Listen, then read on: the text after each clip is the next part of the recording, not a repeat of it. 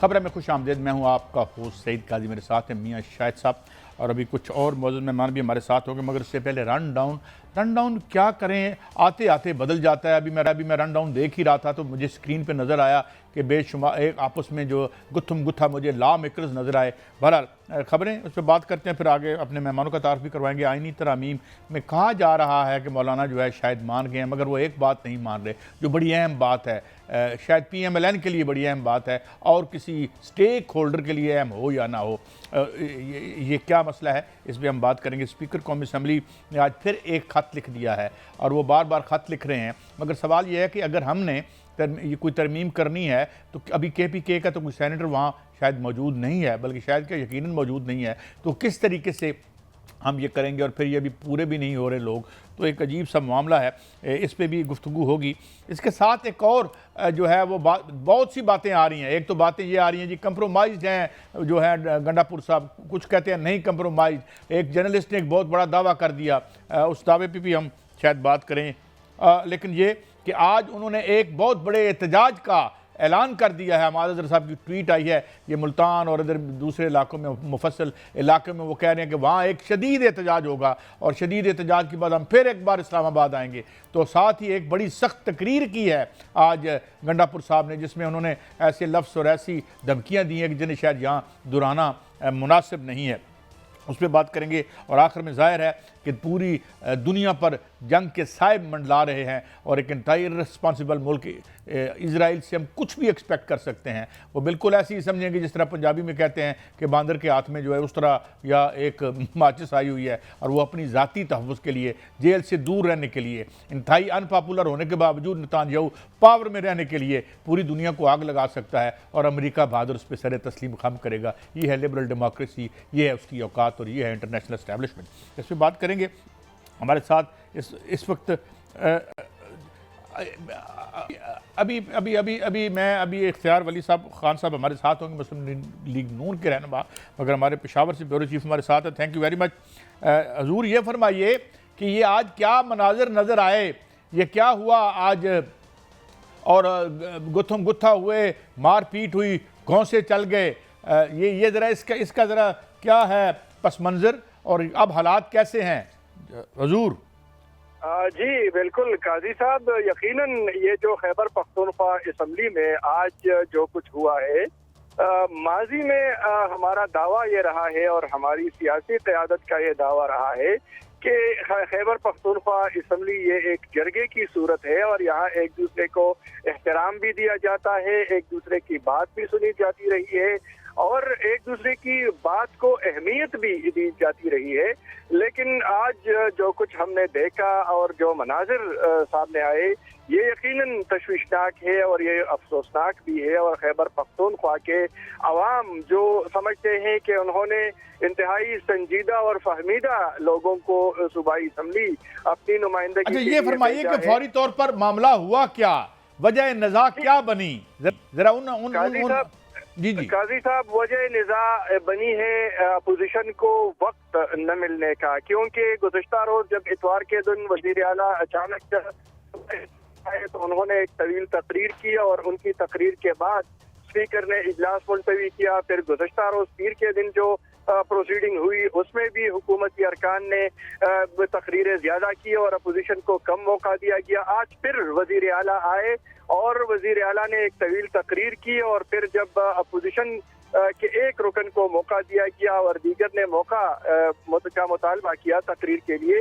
तो उन्हें वक्त नहीं दिया गया, जिस पर हंगामा आराई शुरू हुई। फिर इसी दौरान जो दो अरकानी सूबाई असम्बली है, एक का ताल्लुक पाकिस्तान तहरीक इंसाफ से है और दूसरे का ताल्लुक पाकिस्तान तहरीक इंसाफ पार्लियामेंटेरियन से है।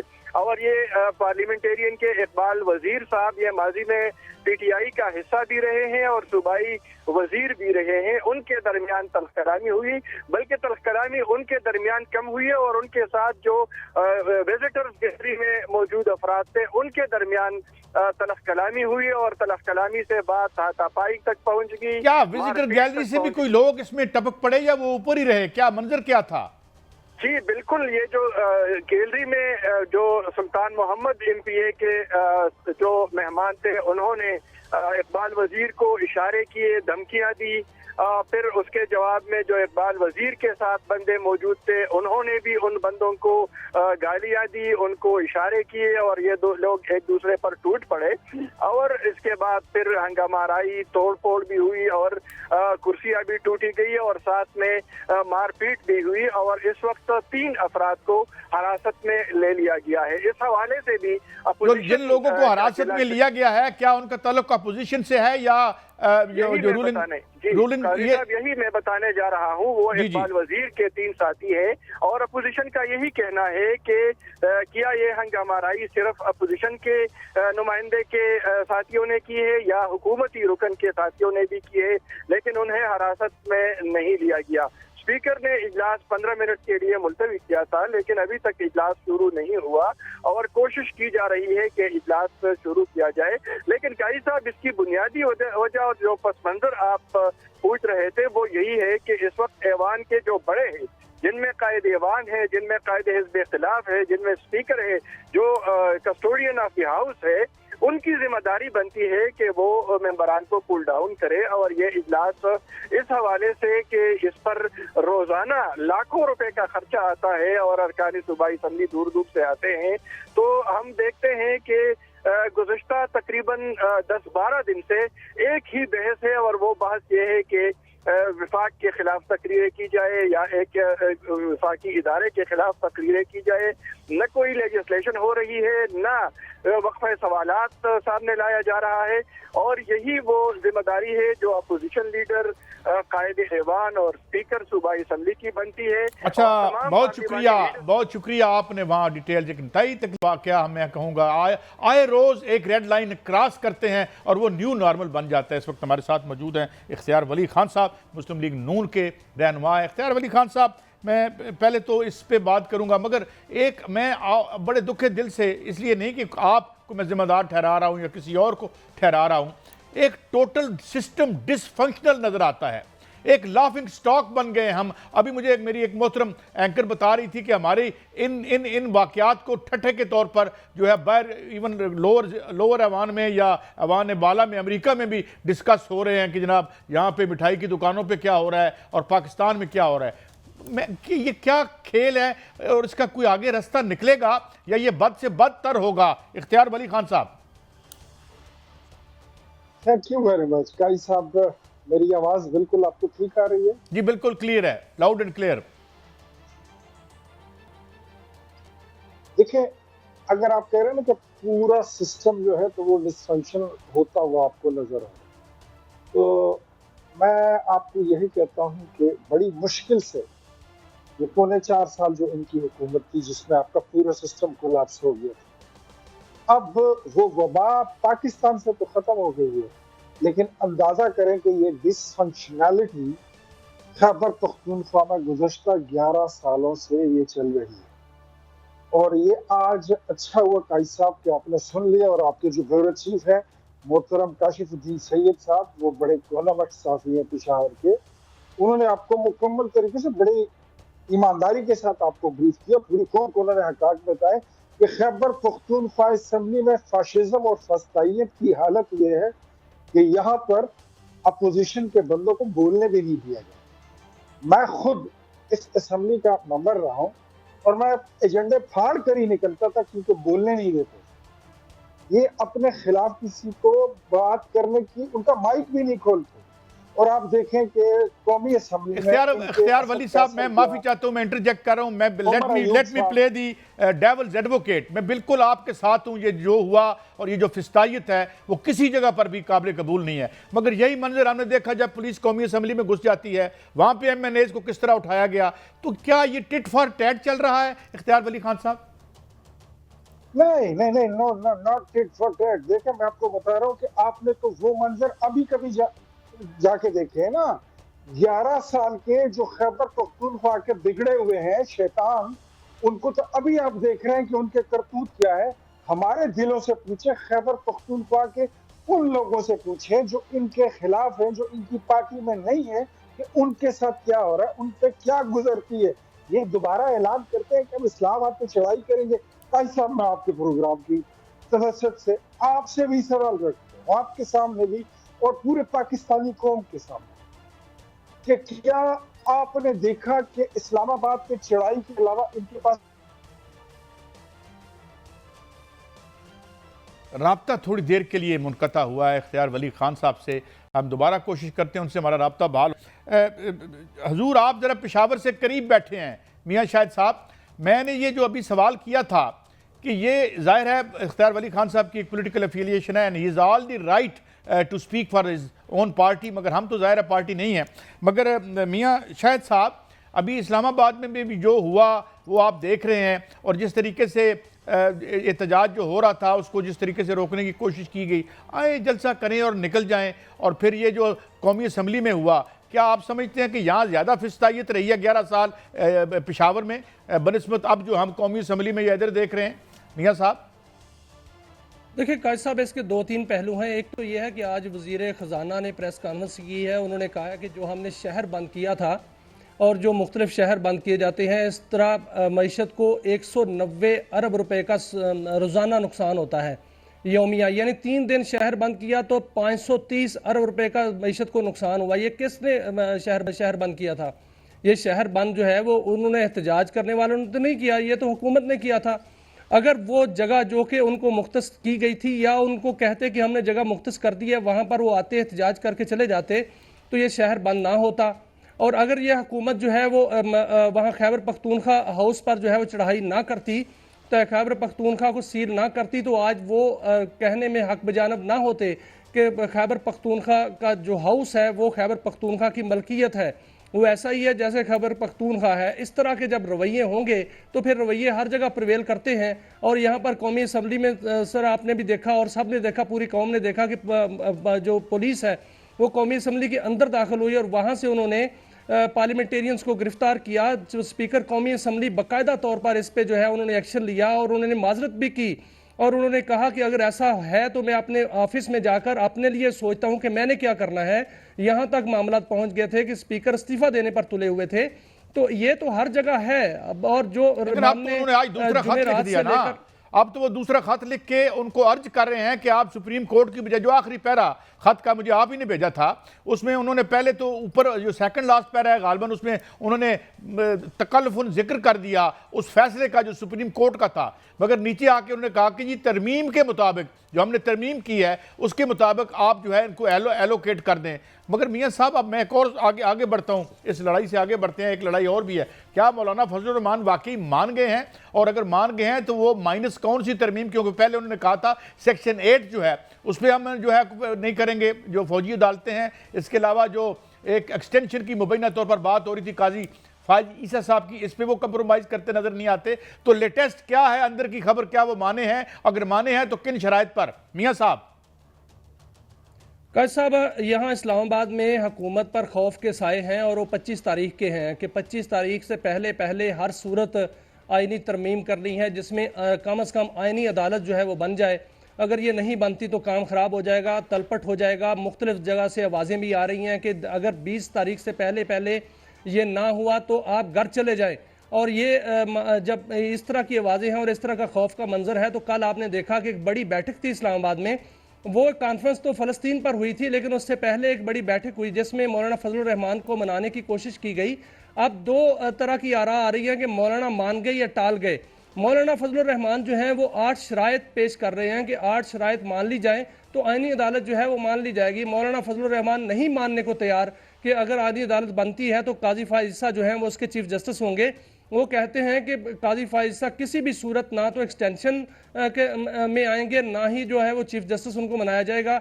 हाँ, आइनी अदालत अगर बनानी है तो वो अपना किरदार अदा करेंगे। लेकिन साथ साथ मौलाना फजलुर रहमान इस पर भी जो है वो थोड़ा सा तजब्जब का शिकार है कि अगर मैं मान भी गया और मैंने वोट दे भी दिए तो सेनेट में हुकूमत के पास अक्सरियत नहीं है। सेनेट में वो जो अरकान है वो नहीं मान रहे, जो 2 अरकान है वो अगर ना माने तो फिर बहुत बड़ी जो है वो सुबकी होगी मौलाना फजलुर रहमान के लिए। ये मामला जो है वो अभी मौलाना फजलुर रहमान साहब, मैं एक और बात आपसे करना चाहता हूँ और मैं बड़ी केयरफुली बात करूंगा। एक ब्रेक की तरफ जा रहा हूँ, ब्रेक से जब वापस आएंगे तो इस पर मजीद बात करें कि यहाँ जब मियाँ साहब ने आना था तो कहते थे जी फलां बंदा फलां जगह पर होगा तो मैं आऊँगा।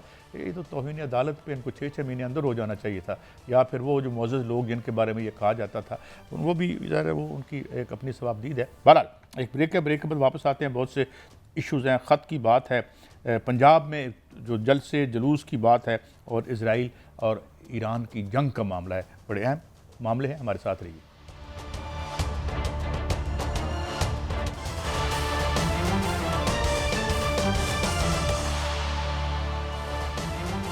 वेलकम बैक नाज़रीन। हमें ज्वाइन किया है आबिद ज़ुबैरी साहब ने, बहुत शुक्रिया आबिद ज़ुबैरी साहब।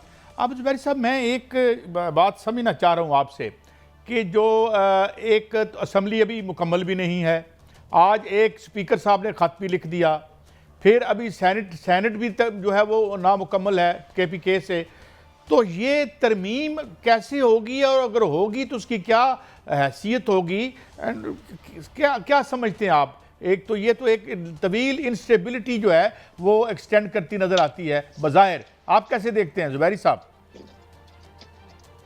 बिस्मिल्लाहिर्रहमानिर्रहीम। बहुत शुक्रिया काजी साहब। देखिए, बिल्कुल आपकी बात वजह है कि जब तक असेंबली मुकम्मल नहीं होती तरमीम कैसे हो सकती है।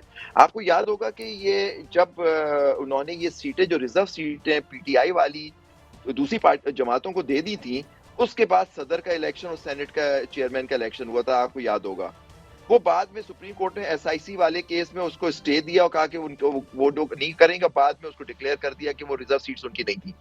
जब उसका मुकम्मल थी तो फिर इलेक्शन हुआ था सदर का, सर आपको याद होगा। तो बिल्कुल ये अभी जब पार्लियामेंट ही मुकम्मल नहीं है तो यही बात हमने कुछ मेंबरान ने हमने पटिशन दाखिल की सुप्रीम कोर्ट में कि ये तरमीम हो ही नहीं सकती जब तक ये मुकम्मल ना हो। और भी पटिशंस आ गई हैं कोर्ट के सामने, लेकिन उस पर ऑब्जेक्शंस लगा देते हैं ताकि वो टेकअप ना हो। तो आर्ग्यूमेंट ये है कि जी वो आपकी पटिशन, अभी तो लॉ बना ही नहीं तो कैसे आपकी पटिशन। बात ये है कि आप कैसे, जब आपकी पार्लियामेंट ही मुकम्मल नहीं है तो कोई आईनी तरमीम कैसे हो सकती है? ये तो बेसिक क्रूशल उसका सवाल है उन केसों में, लेकिन वो नेचुरली आजकल आपको पता है लग ही नहीं सकते। तो बिल्कुल आपकी बजाय एक बात है कि जब तक ये मुकम्मल नहीं तो आईनी तरमीम हो ही नहीं सकती। अच्छा, हमारे साथ मौजूद है दोबारा। अगर पार्लियामेंट मुकम्मल नहीं है तो फिर सदर का इलेक्शन जो है वो भी तो सवालिया निशान बन जाता है बहुत बड़ा। नहीं, सदर का इलेक्शन उस वक्त हो गया था जब वो पार्लियामेंट में वो लोग मौजूद थे, क्योंकि आपको याद हो जब भी मैंने शुरू में ये कहा कि उस वक्त इनकी सीटें उनको दे दी गई थी, आपको याद है। जब ये SIC की पटिशन आई तो फिर उन्होंने उनको फारिग किया, उन लोगों को जो सेनेटर्स या रिजर्व सीट्स पे जो लोग हो गए थे उसके अंदर, क्योंकि देखिए अभी KPK से आपके सेनेटर्स ही नहीं है, तो आपका पूरा एक प्रॉमिस जो है उसके लोग ही मौजूद नहीं है। तो इसलिए सदर का इलेक्शन वगैरह जो था, अगर वो कोर्ट उसमें ऑर्डर कर देती कि इवन उस वक्त नहीं हो सकते तो उसमें भी सवालिया निशान उठ जाता सदर के इलेक्शन में। लेकिन वो जो SIC की जजमेंट थी जो उसके अंदर ये बात वहां उन्होंने उनकी रीजनिंग भी आई तो उसमें ये बात उन्होंने टच नहीं की। अच्छा, इख्तियार वली खान साहब, thank you very much for your patience. हमारा राब्ता आपसे कट गया था, आपने गुफ्तगू सुनी। हमारे साथ हैं आबिद ज़ुबैरी साहब की मुकम्मल नहीं है अवान, आप पुराने पार्लियामेंटेरियन हैं और कॉन्स्टिट्यूशन ज़ाहिर है आप लोग जो हैं वो उसको पढ़ते भी हैं, देखते भी हैं और एक्सरसाइज भी करते हैं। तो जब पार्लियामान मौजूद नहीं है तो इस तरमीम की क्या ज़रूरत है? थोड़ा हमें सब्र नहीं कर लेना चाहिए? और जब इतना नज़ा भी है, इतनी कॉन्फ्लिक्ट बन गई है कि लगता है कि पर्सनल लड़ाई है। इख्तियार वली खान साहब। अच्छा, मुझे ये बताइए कि आपने इससे पहले मेरी गुफ्तगू कहाँ तक सुनी थी? अगर उसमें कोई जरूरी बात रह गई है मैं वो भी करूँ। वो मुकम्मल कर लें आप, प्लीज टेक योर टाइम। आपने कहाँ तक सुनी थी मेरी बात? आपने ये कहा था कि जो फिस्तायत है 11 साल से जो वहां हो रही है वो विटनेस नहीं कर रहे आप, और जो है वो कंपैरिजन नहीं हो सकता जो कौमी असम्बली में हुआ था और इस मुल्क, यानी आप you are lashing at out the 11 years of PTI in KPK। मैं ये कह रहा था कि देखें जो कौमी असम्बली है इसमें उमर अयूब साहब क्या, तो अफरीदी साहब क्या, तो इनकी पूरी पार्टी क्या, जरताज गुल क्या, सब के सब खड़े होते हैं। सब कैसर साहब, कितना टाइम मिलता है? आप पूरी सब आप देख रहे हैं। खैबर पख्तूनख्वा असम्बली में रिवायात ये है कि यहाँ पे अपोजिशन को बोलने नहीं दिया जाता। यहाँ पे मेरे जैसा बंदा जो है, मैं जोर जबरदस्ती अपना वक्त ले लिया करता था, नहीं मिलता था तो फिर मैं एजेंडे फाड़ के और लड़ झगड़ के फिर मैं आता।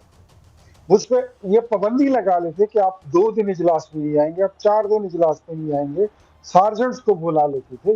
यहाँ पर तो यह फस्तायत है। वो चीजें जो आपने अभी थोड़ी बहुत उसकी झलक देखी है कि फलां को गिरफ्तार कर लिया, उसको गिरफ्तार किया, जो यहाँ हमारे साथ हुआ है और इस सूबे के साथ हुआ है, यकीन करें वो उससे हजारों गुना ज्यादा है। मैं ये नहीं कहता कि ये टिट फॉर टेट है, लेकिन ये पार्टी जो है ये कम्युनिज्म चले ठीक, मेरी ये, लेकिन मैं इसमें ये आप बात आ गई आपकी, मैं आप मुझे ये बताएं कि ख़त बार बार स्पीकर लिख रहे हैं, असम्बली पूरी नहीं है, आप खुद इस पार्लिमानी और जमहूरी निज़ाम का हिस्सा हैं, तो आप क्या समझते हैं जो आबिद ज़ुबैरी साहब ने भी कानूनी राय दी है? किस बारे में राय दी है? अभी जो ज़ुबैरी साहब ने कहा है कि आइन मुकम्मल नहीं है, सुप्रीम कोर्ट की जो कौमी असम्बली है और जो सेनेट है, तो अब इस जो आइनी तरमीम है इसको जब तक ये मुकम्मल नहीं होता तो इसको ना पास किया जाए। आपका योर टेक। ज़ुबैरी साहब जो है ना, ये तो आइनी तरमीम के मुखालिफ हैं। इसमें आइनी तरमीम में अगर कुरान की आयतें और अहादीस भी आ जाए ना, इन्होंने मुखालफत की करनी है। आई डोंट नो उसके पीछे रीजन क्या है, लेकिन कुछ लोगों ने ये बेड़ा उठाया हुआ है। मैं अब आपने काई साहब ये बात सुनी होगी कि फलां कहता है कि वो मुसव्विदा भी वजीर कानून के पास नहीं है, वो मुसव्विदा भी फलाने के पास नहीं है। अगर नहीं है तो फिर आपको इख्तिलाफ क्या है? मुसव्विदे में फिर कैसी ऐसी चीज है? और प्रोपेगेंडा शुरू कर दिया गया था पहले दिन से ही कि 1/5 of the constitution is going to be amended. ये बातें शुरू कर दी गई थी। हामिद खान साहब ने, जो पीटीआई के वकील रहनुमा है, उन्होंने तो ऐलान भी कर दिया था कि कल से वकला तहरीक शुरू है। तो यार पहले देख तो लो इसमें है क्या। मैं तो समझता हूँ, देखो मैं नहीं तो वो क्यों ना दिखा दिया जाए उसको। मैं अच्छा ज़ुबैरी साहब, इन्होंने आप पे ये बात की है, मैं काई साहब सुन लें जी जी, ये एक कानूनी नुक्ता समझ लें, आप इसको अखलाकी समझ लें या इसका तरीक़ाकार समझ लें कि जब भी कोई अमेंडमेंट असेंबली में आती है तो उसके बाद उस पर डिबेट शुरू होती है। डिबेट तब शुरू होगी जब बिल पेश होगा, अमेंडमेंट आएगी असेंबली में, तो फिर अपोजिशन और गवर्नमेंट के लोग उस पर अपने दलाइल देना शुरू कर देंगे। उसके बाद फिर मुसव्विदे आपके पास टेबल पे आ जाएंगे, बार एसोसिएशन में चले जाएंगे, फिर डिबेट होती है। दिस इज नॉट कि अभी चीज जो है आलम बरज़ख में है और इधर जी ये सारे लोहा कना हुए हैं। चले आपकी बात आ गई, एक बड़ी मुनासिब बात की है इख्तियार वली खान साहब ने, बड़ी मुनासिब बात की है ज़ुबैरी साहब। ज़ुबैरी साहब मेरा सवाल आपसे है कि स्पीकर बार बार खत लिख रहे हैं इलेक्शन कमीशन को कि वो मखसूस नशिस्तें जो हैं वो दी जाएं और जो एक्ट है उस पर अमल दरामद किया जाए। अगर इलेक्शन कमीशन करता है ऐसा तो एक सुप्रीम कोर्ट का फैसला आ चुका है, क्या ये तौहीन अदालत के ज़ुमरे में आएगा? देखिए पहली बात, और साथ ही आप जवाब भी दे दें इख्तियार वली साहब ने जो एतराज किया। मैं इख्तियार वली साहब की बात का जवाब दे दूं। बात इन्होंने बड़ी प्यारी की कि जी पहले मुसव्वदा आएगा, वो लोगों देखा जाएगा, फिर उस पर डिबेट होगी, फिर वो पास होगा। जैसे 18वीं तरमीम 8 से 10 महीने लगे थे उसमें पास होने में, उसमें बार काउंसिल्स, बार एसोसिएशन, सब स्टेक होल्डर से बात मुशावरत के बाद वो हुआ था। लेकिन आप पता नहीं हम लोग कहाँ थे, इख्तियार वली साहब उस रात कहाँ थे कि जिस संडे की रात को बगैर देखे वो पास कराई जा रही थी। देखिए बात क्यों नहीं होगी। हमारे पास जो भी ड्राफ्ट है, जो वहीं से निकला है जो ड्राफ्ट, उसमें तो पूरा आइन का हुलिया बिगड़ दिया, सुप्रीम कोर्ट को खत्म कर दिया गया। एक गैर आइनी एक अदालत बनाई जा रही है जिसका नाम किया जा रहा है फेडरल कोर्ट बनाया जा रहा है, हाई कोर्ट्स को खत्म किया जा रहा है, उसके अंदर रिट ज्यूरिसडिक्शन को आर्टिकल 8 जो आपका बुनियादी हुकूक है उन पे कदगन लगाया जा रहा है, जो हो नहीं सकता। 57 अमेंडमेंट्स उन्होंने सजेस्ट की थी, उस तो आइन का बिल्कुल हुड़िया बिगाड़ के रख दिया था। तो क्यों नहीं उस पर डिबेट हो, बल्कि उसको तो चैलेंज भी किया गया है। क्योंकि आप जो बात हो रही है वो नहीं हो सकता इस तरह की अमेंडमेंट के आप सेपरेशन ऑफ पावर, हमारे यहाँ एक कॉन्सेप्ट है कि अदलिया आजाद है अपनी फील्ड में, आप उस अदलिया को ही खत्म कर रहे हैं ये कह के कि जी हम पार्लियामान है, हम तरमीम कर सकते हैं। यस, आप तरमीम कर सकते हैं, आप कानून साजी कर सकते हैं, लेकिन आप आइन को तबाह नहीं कर सकते, आप आइन को एब्रोगेट नहीं कर सकते, आप आइन के हुलिया को नहीं बिगाड़ सकते। बेसिक फंडामेंटल प्रिंसिपल्स है सेपरेशन ऑफ पावर की, अदलिया का अपना रोल है। क्योंकि आप मुकन्ना ना, इसका ये मतलब नहीं कि आप अदलिया को फारिग कर दें। नहीं, वो कह रहे हैं अभी सामने नहीं आया, अभी वो मुसव्वदा कह रहे हैं सामने नहीं आया, तो पहले आप इतराज कर, वो ये बात कर रहे हैं क्यों नहीं आया? वो निकल, वो मुसव्वदा आ गया, उस दिन दिया गया, वो शेयर भी हुआ। और आपने खुद आपके प्रोग्राम्स के अंदर वो जो हमारे JUI के वो कामरान मुर्तजा साहब हैं, उन्होंने कहा रात को पहुंचाया गया, फिर चेयरमैन साहब आए पीपल्स पार्टी के, वो उनसे मिले, आके मुसव्वदा आ चुका है लोगों के पास। वो कामरान मुर्तजा साहब हमारे साबिक सदर हैं,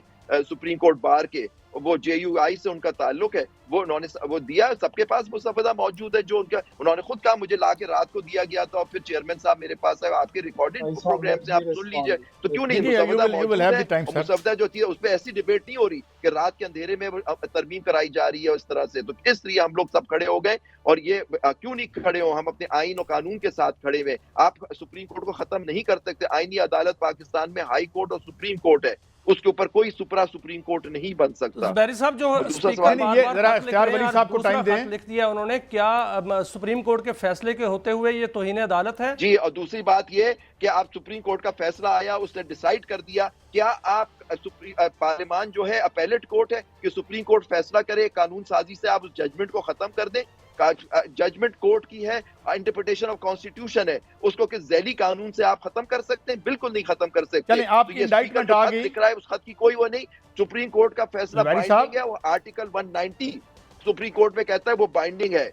अच्छा, देखिए जी, दो बातें आ गई इख्तियार वली साहब। एक तो बात ये आ गई कि एक सुप्रीम कोर्ट की जजमेंट आ गई है और उसके लिए उसको सामने रख के मुबैना तौर पर आइन साजी की जा रही है, और सेकंडली जो कह रहे हैं वो तो आ गई थी सारी JUI की जो हैं वो मुर्तज़ा, उन्होंने तो बता दिया था कि सब हुलिया बिगड़ रहा है। जी वली साहब। देखिए, मैं आपको काई साहब माजरत के साथ, ये PTI के जो खुले लोग हैं ना, मतलब एक वो, फिर एक उनके जो खामोश सपोर्टर हैं या बेज या टोपी पहनते नहीं है लेकिन उनके सपोर्टर होते हैं, वो इन चीज़ों में बड़े माहिर होते हैं। वो मुसव्विदे का मुसव्विदा भी बना देते हैं। किसके पास कौन सा ऑथेंटिक मुसव्विदा है, मैं इसके बारे में कुछ नहीं कहना चाहता। ये ज़ुबैरी साहब खुद ये देख लें कि जो मुसव्विदा इन्होंने देखा है उसकी ऑथेंटिसिटी आप जरा खुद चेक करें। मैं उस मुसव्विदे को ऑथेंटिक समझता हूँ, जिसको हम फिर असेंबली पे लाएंगे, उसको पेश करेंगे, फिर उस पर मैं आपसे बात करूंगा। आप मुझसे उस पर सवाल कर सकते हैं। जहां तक आपका दूसरा सवाल है, तो let me tell you very Ikhtiyar Wali साहब, कब असेंबली में आ रही है तरमीम, और क्या मौलाना फजलुर रहमान मान गए हैं, और नंबर गेम कैसे पूरी होगी? सर, मजे की बात आपको, मैं इतने मजे की बात आपको बता रहा हूँ, अगर आप सुनते तो आप सवाल ही ना करना। जी प्लीज। दूसरा जो आपका सवाल है ना, मैं उस पर कहता हूं कि आप खड़े हैं, आप कहते हैं कि supreme court is the supreme. You are talking about something like the supremacy of the supreme court. Whether I am a democrat, मेरी इस मुल्क में जमहूरियत के लिए, सिविल सुप्रीमेसी के लिए मैं 14 जेलें काट चुका हूँ। I have gone through nail extractions. मैं किलों से निकला हुआ बंदा हूँ, जो अदलिया बहाली तहरीक के उसमें जेल काट के आया हूँ 2 बार। तो मैं आपको बताऊं कि I am standing by the side of parliament. मैं पार्लियामेंट के साथ खड़ा हूं, और मैं समझता हूं, बीइंग अ डेमोक्रेट, एक पाकिस्तान के जमहूरी कारकुन की हैसियत से, कि पाकिस्तान में जो सबसे सुप्रीम इदारा है वो पार्लियामेंट है। पार्लियामेंट को ये इख्तियार आईन ने भी दिया है, दस्तूर ने भी दिया कि वो कानून बना सकता है, उसमें अमेंडमेंट ला सकता है, उसको किसी से डिक्टेशन लेने की जरूरत कतई नहीं है। नहीं, इसको तो हम सारे मानते हैं। मैं चाहता हूं इस पे टेक ज़ुबैरी साहब आप जरा ज़ुबैरी साहब, मैं यही क्वेश्चन आपकी तरफ ले जाता हूं कि ये नंबर गेम कैसे पूरी होगी सर, और क्योंकि हुकूमत जो है वो एक चाह रही है, नंबर पूरे नहीं हो रहे। आप बताइएगा सर कि आपके सामने कोई आपके जहन में है कि नंबर गेम कैसे पूरी हो जाएगी? नहीं, और साथ ये जो इख्तियार वली खान साहब ने कहा है, इस पे भी आप रिस्पॉन्ड कर दें। जी इख्तियार साहब।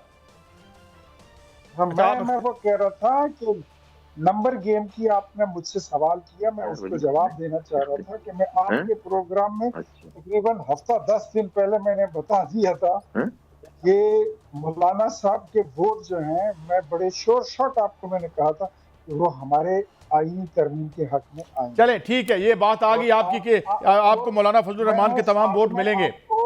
नहीं, मैंने ये भी कहा था कि सारी नहीं तो आधी PTI के वोट भी आएंगे। चलें, wish you good luck sir, हम तो यही कहेंगे। मगर जी ज़ुबैरी साहब, तो कानूनी नुक्ते की तरफ आइएगा, जो कानूनी नुक्ता उठाया इख्तियार वली खान साहब ने।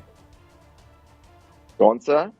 ये अभी जो इन्होंने बात की है, ये पार्लिमान की सुप्रीमेसी की। देखिए ये माशाल्लाह इनकी बड़ी खिदमत है, इसमें कोई शक नहीं, इनके बड़े हमारे सीनियर पॉलिटिशियन है, सब कुछ है। ये कह रहे हैं मैं बहुत डेमोक्रेटिक उसके साथ हूँ, पार्लिमान के साथ खड़ा हूं। बड़ी अच्छी बात है, हम सब पार्लिमान पाकिस्तान के खिलाफ साथ खड़े हैं, प्रोवाइडेड वो पार्लिमान जो है वो अकॉर्डिंग टू लॉ इलेक्ट होके आई हो। एक तो ये सीरियस सवाल है कि वो पार्लियामान जो हमारी इस वक्त है वो सही इलेक्शन हुए, हमारे यहाँ फ्री फेयर इलेक्शन से पार्लियामेंट इलेक्टेड है। दूसरी बात ये कंप्लीट नहीं है, अगर आप पार्लियामान के साथ हैं तो आप उसको मुकम्मल तो करवाएं। आप कहें अपने लोगों से जाके कि सुप्रीम कोर्ट के ऑर्डर को मानो, सीटें उनको दो जिनके उनका हक अच्छा, है। मुझे अफसोस है कि वक्त खत्म हो रहा है। जुबैरी और जनाब इख्तियार वली खान साहब, थैंक यू वेरी मच। बहरहाल ये दोनों नुक्ते और दोनों हमने आपके सामने रख दिए और आप इसका फैसला करेंगे, मगर हम एक ब्रेक की तरफ जा रहे हैं और अभी ये इजराइल ईरान का जो मामला है इस पर भी बात करेंगे। प्राइवेटाइजेशन के जो फ़ज़ाइल हैं और असाफ़ हमीदा पे आज असम्बली में जनाब मुसद्दक मलिक साहब ने बड़ी गुफ्तगू की है, मौका मिला तो उस पर भी थोड़ी सी बात करेंगे। एक ब्रेक।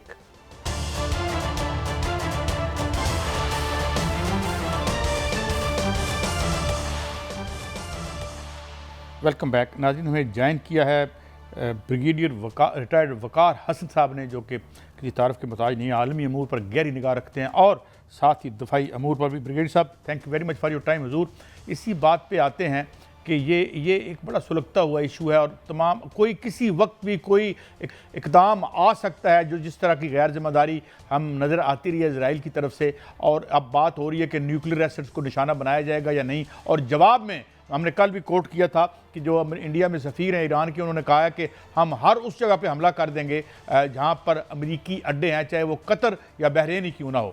तो हुजूर, ये किस सम्त में जा रहे हैं हालात? इसमें एक तो जो मौजूदी हालात सामने नजर आ रहे हैं, कुछ I think military point of view से मैं कुछ चीज़ों का जिक्र करता हूँ जो इंडिकेटर हैं कि ये पॉसिबल है या नहीं। तो एक तो जोग्राफिकल कंपैरिजन करें ईरान का और इसराइल का, ये बड़ा इंटरेस्टिंग है। इसराइल का 22,000 स्क्वायर किलोमीटर है टोटल, ये फाटा से छोटा है ओवरऑल रकबा जो, और ईरान जो है it is 16,48,000 square kilometre, Pakistan से डबल है। तो कोई कंपैरिजन नहीं in terms of let's say अगर मिसाइल एक्सचेंज होता है या खुदा ना खास्ता न्यूक्लियर वॉर होती है, ये कितना एक डैमेज कर लेगा। बिकॉज इसराइल देखा जाए तो कंसनट्रेटेड है और आप कह लें कि 5-6 मिसाइलों की मार। तो एक तो ईरान को आप अटैक अगर करते हैं तो मिलिटरीली उस पर डेंट नहीं आ सकता, अनलेस कि इसके अंदर फिर यूएस शामिल और पूरी कोलिशन, उस पर मैं आऊँगा।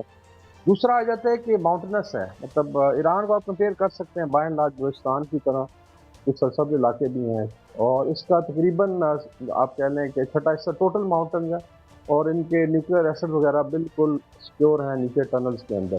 तो एक लिहाज से अटैक करना भी, फिर एक फासला आ जाता है कि अगर लेट्स से इजराइल डिसाइड करता है कि स्ट्राइक करना है तो वो थोड़ा सा हट के हैं, मतलब इसराइल को एक तो 3 मुल्कों के ऊपर एयर स्पेस चाहिए कॉरिडोर, तुर्की के ऊपर जो बिल्कुल नहीं मिलेगी, फिर जॉर्डन है जिसने मेरा ख्याल ऑलरेडी रिफ्यूज कर दिया हुआ है, सीरिया, इराक और सऊदी अरेबिया। तो बेसिकली मुस्लिम वाले का, और मेरा ख्याल है कुछ अभी अंडरस्टैंडिंग हुई है कि ये कॉरिडोर नहीं दिए जाएंगे। तो इट मीन्स के या तो फिर लॉन्ग रेंज मिसाइल्स हैं या फिर कुछ स्नीक अटैक करेगा, और जब तक इसमें अमेरिकन शामिल नहीं होते मेरे ख्याल में बड़ा मुश्किल काम, बिकॉज उसका फिर नुकसान बहुत ज़्यादा होगा। दूसरा, अभी आपने आई थिंक जिक्र हो रहा है सोशल मीडिया पे कि ब्रिगेड साहब, अभी हम न्यूक्लियर वार की बात कर रहे हैं, न्यूक्लियर हमले की अगर इसराइल की जानिब से या उन पे जो है वो तनसीबात पे हमला कर सकता है। ईरान में जो आलमी मीडिया खबर दे रहा है, वहाँ एक जल्जला आया है और वो इंडियन मीडिया और इंग्लिश मीडिया ये कह रहा है कि रूस की मदद से ईरान ने एटमी धमाके कर लिए हैं ज़ेर ज़मीन। क्या इसमें कोई हकीकत है सर? इसमें आई थिंक जो सोशल मीडिया पे जो जितना क्लटर है उसको देखा जाए तो मेरे ख्याल, मतलब मैं अपनी असेसमेंट दे सकता हूँ इसमें ताकत हो सकती है। उसकी एक वजह भी है कि ईरान ने जो कैलकुलेशन की थी, जो मिसाइल अटैक किया था। आप बहुत बड़ी बात कर रहे हैं ब्रिगेडियर साहब कि इसमें सदाकत हो सकती है। क्या ये छुपाया जा सकता है? अगर न्यूक्लियर एक्सप्लोजन 10 किलोमीटर कह रहे हैं नीचे किया हो तो फिर भी? जी बिल्कुल नहीं, बिल्कुल। और इनका जो सिग्नेचर है बिल्कुल चाकू की तरह था। आप बिल्कुल कंपेयर करें 4.5 रिक्टर स्केल पे आई है, और स्पेसिफिक जगह है जो इनका nuclear I think nuclear plant है तेहरान के पास, उसके नज़दीक था। साइट्स इनकी काफ़ी सारी हैं। दूसरा, इसमें आई थिंक मैं ज़्यादा इसलिए सब्सटेंशिएट करता हूँ कि जो इन्होंने मिसाइल अटैक किया था ये बड़ी तसल्ली के साथ किया गया था। चलो एबिलिटी ऑलरेडी थी, और बाकी एक डिस्प्ले होता है। फिर ये भी कि उन्होंने अनाउंस नहीं किया कि सैंक्शन न लगे, लेकिन जो आई थिंक देखने वाले हैं उनको शायद समझ आ गई होगी। बिकॉज अगर ये चीज़ आ जाती तो फिर ये टोटली जो है ना, आई वुड से कि कॉन्फ्लिक्ट की आप कह लें हैयत बिल्कुल चेंज हो जाती है। और मेरे ख्याल में 200 मिसाइल इसराइल पे अगर उन्होंने फायर किए थे तो एक बैकग्राउंड में ये बिल्कुल तसल्ली थी कि जी ultimately we'll have nuclear weapons और नेक्स्ट जो है। और अभी आपने देखा है इसराइल का रिटोरिक ब्रिगेड साहब, अगर ये हकीकत है तो ये तो बड़ी ख़तरनाक बात है, और ये सामने नज़र आ रहा है कि यूरोप जो है वो पीछे हटता हुआ नज़र आ रहा है इसराइल से, क्योंकि मल्टीनेशनल कंपनियां वहाँ पर काम कर रही हैं, सरमायाकारी बहुत ज़्यादा है। अगर ऐसी सूरत हाल बनती है तो बिल्कुल वो तनहा रह जाएगा और फिर इसराइल जो है वो उस सतह पे आ जाएगा जिस सतह पे उसको लाना चाहिए। जिसमें सेंटकॉम के चीफ अभी परसों गए हुए थे, सेंटकॉम ही लुक आफ्टर करता है मिडिल ईस्ट अमेरिका के, और उधर भी कोई बातचीत हुई है। और मैं तो बल्कि ये जो सोशल मीडिया पे चीज़ें आई इसमें लग रहा है कि बड़ी मायूसी का इजहार किया है इसराइलियों ने। मेनली दे वांटेड कि अमेरिकन शामिल हो। और अगर ये टाइमिंग है, मतलब मैं अपनी असेसमेंट देख रहा हूँ, इसकी कंफर्मेशन तो ईरानी गवर्नमेंट कर सकती है कि अगर ये है तो इसका मतलब है कि अभी उनके पास एक बड़ा स्ट्रॉन्ग डिटरेंट है। और अमेरिका ने भी, आपने देखा है, जो बाइडन वगैरह एडवाइस कर रहे हैं कि आप ये काम ना करें। और बाय एंड लार्ज आपने देखा अभी रजीम चेंज की बात हो रही है। पहले नेतन्याहू ने स्पीच की, फिर उसकी आई है जो उनके क्राउन प्रिंस हैं सो कॉल्ड पहलवी साहब के जो बेटे हैं, रजा शाह पहलवी 3 कहलाते हैं, उनका भी एग्जैक्टली वही पैगाम है कि ईरान से लोग उठे उनको उठा के परे मारे। तो मेरे ख्याल है फिर सोशल मीडिया पे सारा जोर लगेगा। आई फील इट कि शायद डीएस्केलेट हो जाए। लेकिन जो डिप्लॉयमेंट्स हैं बाकी आई थिंक वेस्टर्न नेवी की वो इंटरेस्टिंग है। अगर आप टाइम दे तो मैं बता दूं कि वो ऑल्सो इंडिकेट करती हैं कि वो अपना आई थिंक उन्होंने मैयर्स ले ली हुए हैं। अगर लड़ाई होती है तो मेरे ख्याल इसमें चीज़ें आगे बढ़ेंगी। अच्छा, ये तो आपने दुरुस्त फरमाया, बेशक उस पर आप कमेंट करें, बेशक जो जो जो जो डिप्लॉयमेंट्स हैं तो, लेकिन ये कि ये तो फिर ये अगर तो ये आप कह रहे हैं कि ये प्लॉजिबल है, ये अगर धमाका उसने कर लिया है फिर तो ये इसकी पूरी एक हैत ही तब्दील हो जाएगी इस कॉन्फ्लिक्ट की। ये पूरे मिडल ईस्ट की होगी। इसमें आई डोंट नो, मतलब इसमें बात करनी चाहिए नहीं करनी चाहिए, लेकिन इसमें हमारे अपने दोस्त भी वरिड हैं, पाकिस्तान की भी कुछ अंडरटेकिंग होती हैं। तो उसमें फिर खिते का ओवरऑल जो है ना रीबैलेंसिंग के लिए बड़ी कुछ चीज़ें होंगी। तो इसमें शायद अरब ममालिक की फिर अल्टीमेटली स्टेबिलिटी की तरफ जाए, तुर्की भी जाए। बिकॉज आपके रीजन में जब होता है, चाहे वो दोस्त ममालिक हैं, लेकिन बाय एंड लार्ज देखेंगे नेबर्स करते हैं। लेकिन ये ज़रूर है कि अगर ये लेट से ईरान ने किया है और इस पर बहुत ज़्यादा, अभी देखें इंडियन मीडिया भी ठीक है, काफ़ी आई वुड से कि एब्सर्ड भी होता है, लेकिन बाय एंड लार्ज अगर वो रेजोनेट कर रहे 80% चैनल्स कह रहे हैं तो इसका मतलब उनके पास इंफॉर्मेशन है कि इन्होंने किया है। और दूसरा वेस्टर्न मीडिया में भी स्पेकुलेशन चल रही है। तो ये आई थिंक बहुत बड़ा डिटरेंट जरूर है कि ये, लेकिन सर अगर ईरान ने ये धमाका किया है तो फिर हो सकता है कि सऊदी अरब और तुर्की भी कर लें, क्योंकि फिर ये खबर आ रही है कि 2-3 और मुस्लिम ममालिक जो है वो एटमी ताकत बनने जा रहे हैं। इसमें जरूरी हो जाएगा। देखिए सर्वाइवल का मसला, इंडिया ने जब किया था तो पाकिस्तान ने फिर, भुट्टो साहब ने कहा था हम घास खाएंगे लेकिन हम बॉम्ब बनाएंगे। तो ये फिर आई थिंक फ्रस्ट्रेशन है और उनके पास रिसोर्सेज भी हैं। That's why I am pointing कि फिर इसमें 2-3 और प्लेयर्स होंगे जो कि they will move toward this technology. अभी तो नहीं है, और उसमें फिर मे भी बाकी देखना है कि पाकिस्तान का रोल क्या होता है। तो ये बड़ी इंटरेस्टिंग सिचुएशन है। बाकी जो डेवलपमेंट्स है, डिप्लॉयमेंट जो है इनकी नेवी की, वो बड़ी क्रिटिकल है। 2 एयरक्राफ्ट कैरियर ग्रुप आ चुके हैं यूएस के, फिर फ्रांस का एक एयरक्राफ्ट कैरियर एक्साइज कर रहा है भारत के साथ, वेस्टर्न सी बोर्ड मतलब हमारे बीच के। उसके बाद इटालियन एयरक्राफ्ट कैरियर, फिर फ्रांस का हेलीकॉप्टर कैरियर आ गया रीजन में। बरतानिया ने 2 एक्स्ट्रा जहाज भेजे, ऑस्ट्रेलिया ने। तो ये जरूर है कि नेटो प्लस उनके जो एलाइज हैं इंक्लूडिंग इंडिया जो है, ये भी आप कह लें कि वाइंग कर रहे हैं, या आप कह रहे हैं आप उससे एक असेसमेंट कर रहे हैं। लेकिन डिप्लॉय इस तरीके से किए कि वो अगर कोई लड़ाई होती है तो उसमें फिर जो भी इनका रोल होगा उसमें वो उसका किरदार। अच्छा ब्रिगेड साहब, ये फरमाइएगा कि ये एक वेस्ट में भी लगता है कि उसमें आपस में डिवीजन्स आ गई हैं। मैक्रोन और नेतन्याहू के बारे में कहा जा रहा है कि उनकी बड़ी हार्श एक्सचेंज हुई है। तो क्या आप ये समझते हैं कि जो सपोर्ट है वो थोड़ी बहुत कम हो रही है वेस्ट में इजराइल के लिए? इसकी 2 रीजन हो सकती हैं। देखें, ये अभी आपने देखा है कि it was very close to ईरानी न्यूक्लियर टेस्ट की बात। एक तो ये कि जो मैक्रोन, फ्रांस का आपको पता होगा जो लिवान था पुराना, ये फ्रेंच मैंडेट था बेसिकली। इसमें किसी हद तक फलस्तीन, जॉर्डन, फ्रांस जॉर्डन वगैरह कहलाता था। सीरिया जो है, और सीरिया के अंदर बड़ा इन्फ्लुएंस रहा है लेबनान में फ्रांस का। एक तो उनका अपना एक इंटरेस्ट है कि उनके बिजनेस इंटरेस्ट है, ट्रेड वगैरह। दूसरा हो सकता है कि ये एक आइसोलेशन शो की गई, मेरी अपनी असेसमेंट है। बिकॉज अगर ईरान इज गॉन न्यूक्लियर तो अभी आपने डीएस्केलेट करने के लिए कोई बहाना निकालना है। तो ये भी हो सकता है कि उसमें एक आधे लीडर ने स्टेटमेंट दे दिया। ब्रिगेड साहब, आपने बहुत ही आज अहम खबर ब्रेक की हमारे इस पे कि ये प्लाजिबल हो सकता है, और इसको इतना अगर मीडिया कर रहा है। बहरहाल ये एक इसी बात पे हम आज का प्रोग्राम ख़त्म करते हैं कि ये किसने आखिर ये मैंडेटरी कर दिया कि आपके पास बम होगा तो तब भी आप महफूज रहेंगे। तो ये हुआ तो वेस्ट की तरफ से। ये बरा आज का शो खत्म हुआ, कल फिर मिलेंगे। अल्लाह हाफिज़।